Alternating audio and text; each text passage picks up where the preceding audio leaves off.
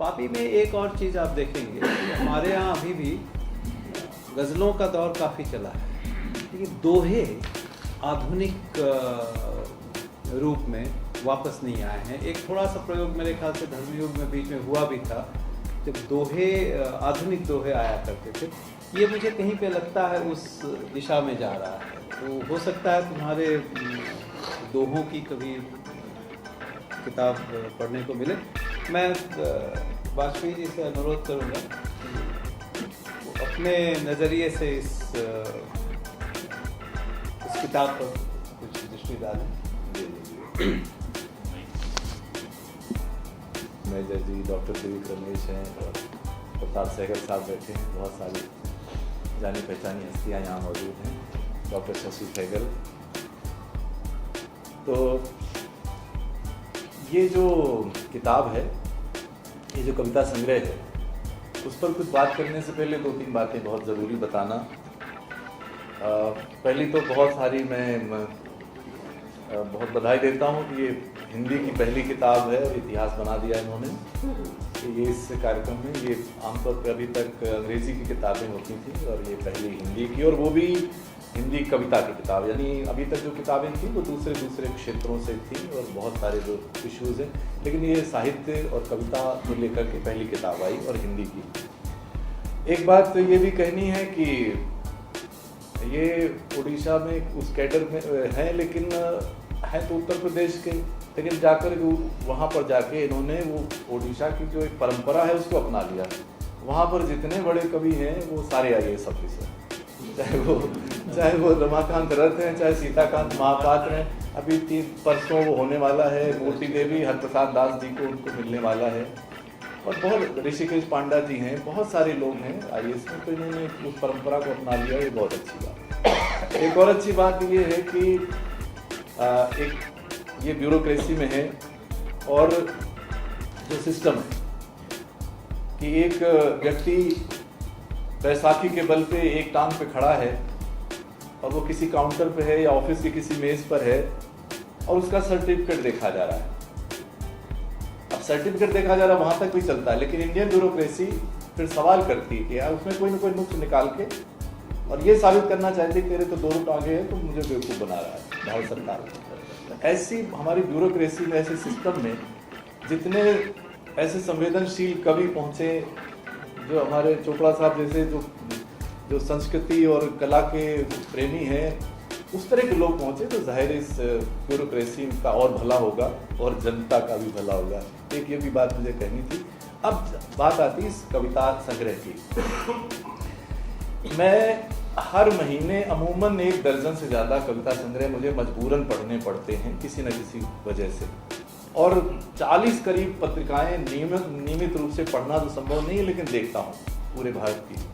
और जाहिर है कि कहानी पढ़ी नहीं जा सकती, भूले भटके पढ़ते हैं, लेकिन कविताएं मैं सारी पढ़ता हूँ। 200-300 कविताएं अमूमन हर महीने में पढ़ता हूँ। लेकिन ये संग्रह में दावे से कहा जा सकता है कि इसकी कविताएं बिल्कुल एक अलग रंग लिए हैं, एक अलग पहचान लिए हैं, और ये बहुत सुखद लगा। ये संग्रह जब मेरे हाथ आया, आमतौर पे इस तरह का बोलने का काम करना पड़ता है और जाहिर है कि आप कई बार झूठी मूठी तारीफ करनी, लेकिन एक संग्रह ऐसा आया, मुझे लगा कि इसमें बोलने से जो है, चलिए बिल्कुल कुछ मन की बात कही जाएगी। ये जो कविताएं हैं, इनमें विशेष बात ये है कि ये इनको एक शब्द को बरतने का जादू पता है, और ये सबसे बड़ी बात है। तो जो इनकी कविता, बहुत छोटी कविताएं आमतौर पर, लंबी कविता इसमें कोई भी नहीं है, और बहुत छोटी छोटी कविताएं भी हैं, और उस कविता में ही एक चमत्कार पैदा कर देना अचानक से। बड़े सीधे सीधे बात करते चलते फिर अचानक से कुछ ऐसा करते हैं कि उस कविता में एक चमत्कार पैदा होता है और उसके माने बहुत व्यापक हो जाते हैं। तो जैसे आप एक पेंटिंग देखते हैं और पेंटिंग में जो कुछ पेंटिंग में दिखाई दे रहा है उससे बाहर अगर आप कहीं ना कहीं कल्पनाएं करने लगते हैं, तो चित्र से परे और रेखाओं से परे जो कुछ नजर आता है वही उस चित्र की बहुत बड़ी तारीफ है। वही इनमें कविताओं में है कि शब्दों से परे बहुत कुछ है इसमें। जो ये तो अपनी बात कह के खामोश हो जाते हैं, छोटी सी कविता में, लेकिन वो कविता कहीं ना कहीं आपको बहुत सारे डायमेंशंस देती, सोचने के लिए विवश करती है। और मैं उदाहरण देना चाहूँ, बहुत छोटी सी कविता है, और ये जो जंगल वाली, फूल फल पत्तियां जड़ें एक बच्चे ने भरे रंग और बन गया एक हरा भरा पेड़, दूसरे ने उठाया ब्रश और लगा दी आग सारे जंगल में। इतने छोटे से सिंबल्स के जरिए आप दो तरह के लोग हर जगह हैं, पॉजिटिव नेगेटिव, विध्वंसक और क्रिएट करने वाले। कहने का मतलब ये तो बहुत सारे जो पढ़ेगा वो अपने तरीके से इसके अर्थ निकालेगा, लेकिन इस तरह से एक सिंबोलिज्म के जरिए अपनी बात कहना, यही कविता का जादू। अगर सीधे सीधे आपने कोई बात कह दी तो वो तो एक तुकबंदी हो गई, कविता तो उसमें कहाँ रही। तो इस तरह की इसमें बहुत सारी कविता। एक खास बात इस संग्रह की ये है कि इसमें बहुत ही भावपूर्ण, बहुत ही अच्छी प्रेम कविता है, और पिछले 2-3 दशक से प्रेम हमारी कविताओं में से बिल्कुल विलुप्त प्राणी हो गया, बिल्कुल विलुप्त जैसे ही हो गया। पिछले 2-3 दशकों में 5 मुश्किल में नाम भी गिना सकता हूँ, 5-7 ऐसे कविता संग्रह आए जो प्रेम कविताओं वाले संग्रह हैं। लेकिन और छुटपुट प्रेम कविताएं कहीं आगे तो आगे, लेकिन जैसे पहले आज 30-40 साल पहले आप जाइए, मुशायरों में सारे प्रेम कविताएं होती थी, सम्मेलनों में प्रेम गीत और श्रृंगार उसका मुख्य स्वर होता था। धर्म उठाइए तो सारे उसमें प्रेम गीत, इस तरह की चीजें ज्यादा होती थी। आज तो हमारी जो प्रेम के लिए मुकर्रर विधा है, जो गजल, जिसकी परिभाषा में आता है कि वो महबूबा से बातचीत है, वहाँ से प्रेम नदारत है। गजल विधा में कोई आधा शेर आ जाए तो आ जाए, मैं वो चालू मुशायरों में जो उस तरह की चीजें पढ़ी जाती हैं उनकी बात नहीं कर रहा हूँ, तो वो उस तरह की प्रेम कविताएं यहाँ नहीं है। उस तरह की चालू किस्म की वो फांसी वाली प्रेम कविताएं, तेरी बाहों में मर जाऊं टाइप की, वो प्रेम कविताएं नहीं। तो बहुत ही, जिसको हम कहते हैं, बहुत एक इसमें आस्था और प्रेम और का जो एक उदात्त स्वरूप हमें मिलता है। और मैं चाहूँगा, मैं लोक संवरण नहीं कर पा रहा कि मैं एक कविता आपको सुनाऊं और इस बात का सबूत दूं आपको। प्रार्थना की मुद्रा में तुम गायत्री मंत्र सी पवित्र लगती हो,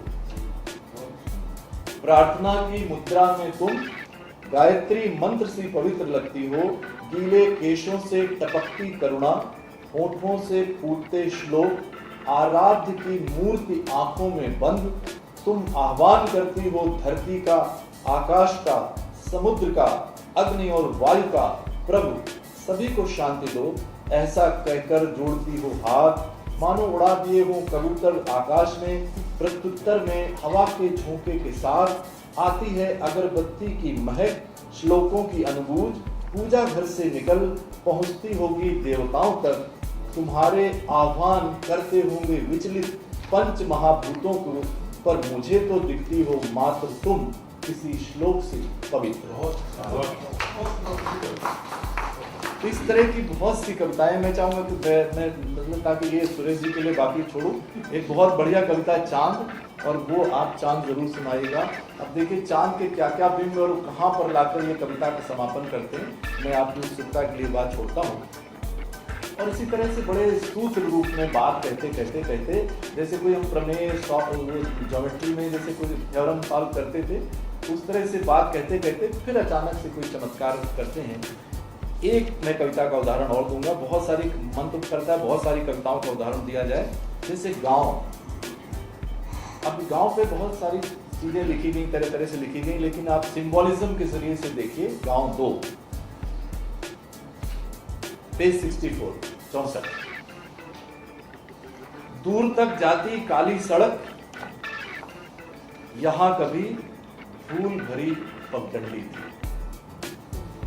दूर तक जाती काली सड़क, यहां कभी धूल भरी पगडंडी थी। धुआं छोड़ती लारी,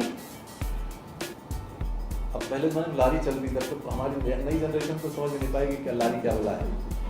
धुआं छोड़ती लारी, गाड़ी की चुरुक चू पीछे छूट गई। धड़धड़ चलता हैंडपंप, कुआं बाल्टी ताक रहे हैं। पानी फेंकता डीजल इंजन, रहट की आवाज कैसी थी। धरती का सीना रौंदता ट्रैक्टर, गाय का बछड़ा उदास है। बद से बदतर होती इंसानी शक्लें, यहाँ कभी गांव हुआ करता। तो बहुत सिंबोलिज्म के जरिए से अपनी बात कहते हैं। और खास बात ये है कि इसमें अध्यात्म को लेकर के, प्रार्थना को लेकर के, ईश्वर को लेकर के बहुत कुछ अच्छी कविताएं हैं सवाल उठाती हुई, और बड़े सलीके से, बड़ी इनकी कविताएं वैसे ही बड़ी खामोशी से अपनी बात करती हैं, कोई शोरगुल नहीं मचाती, कोई बहुत लफाजी नहीं करती, बड़े आस्ते से, बड़े सुकून से, बड़े सिंबोलिज्म के जरिए से अपने इमेजरी के वजह बिंबों के माध्यम से अपनी बात कह देती हैं। यहाँ पर एक सिस्टम को लेकर के बहुत शानदार कविता है, और एक आप जानते हैं वो इतने वरिष्ठ सीनियर ब्यूरोक्रेट हैं, लेकिन कवि की जो एक सत्ता है, कवि का अपना एक साम्राज्य है, और उसकी एक अपनी जो एक स्वाभिमान भी है, उसकी गरिमा है, उसको बाकायदा रखते हुए इनकी एक योजना कविता है।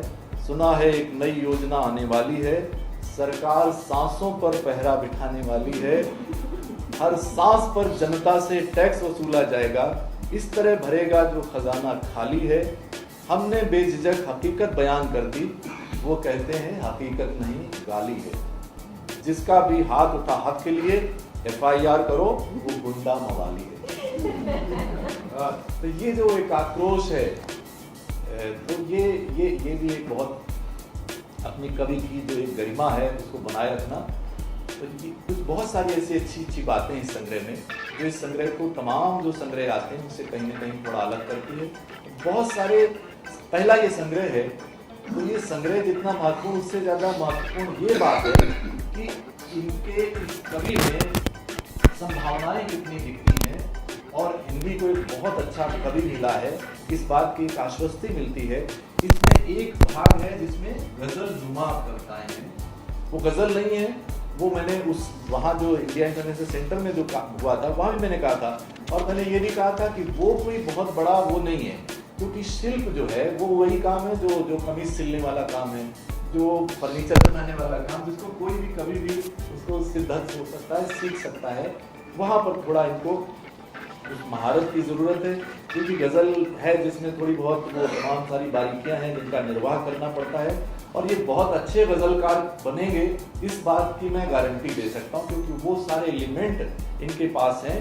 और बड़ी छोटी सी मैंने एक उदाहरण जो वहाँ पे दिया था वो मैं दोहराना चाहूँगा कि क्या होता है कि ज़रा सा एक 19-20 का फ़र्क करते हैं तो चीज़ जो है बिल्कुल बदल जाती है। जैसे इन्होंने एक लिखा, ये गज़ल नुमा मैं कहता हूँ कि उनको आती है मसीहाई खुदा खैर करे, उनको आती है मसीहाई खुदा खैर करे, हम हैं महज तमाशाई खुदा खैर करे। अब अगर इसको यूं कर दिया जाए, देखिए सिर्फ एक अक्षर का फर्क पड़ेगा, उनको आती है मसीहाई खुदा खैर करे, हम तो हैं सिर्फ तमाशाई खुदा खैर करे। ये सही हो गया। तो ये छोटी छोटी चीज़ें हैं जो शिल्प के दृष्टि से अगर कर ली जाएं तो एक बहुत अच्छे गज़लकार बनेंगे, इस बात की भी पूरी वो है। और कुल मिलाकर के ये संग्रह, मुझे लगता है इसमें बोलने में उतना और सुनने का आनंद उतना नहीं है जितना इन कविताओं को पढ़ने का जो आनंद है या सुनने का जो आनंद है, उसमें वो निश्चित रूप से वो कहीं ज़्यादा है। उसको बता करके इस तरह से शायद नहीं व्यक्त किया जा सकता। मैं बहुत सारी शुभकामनाएं देता हूँ।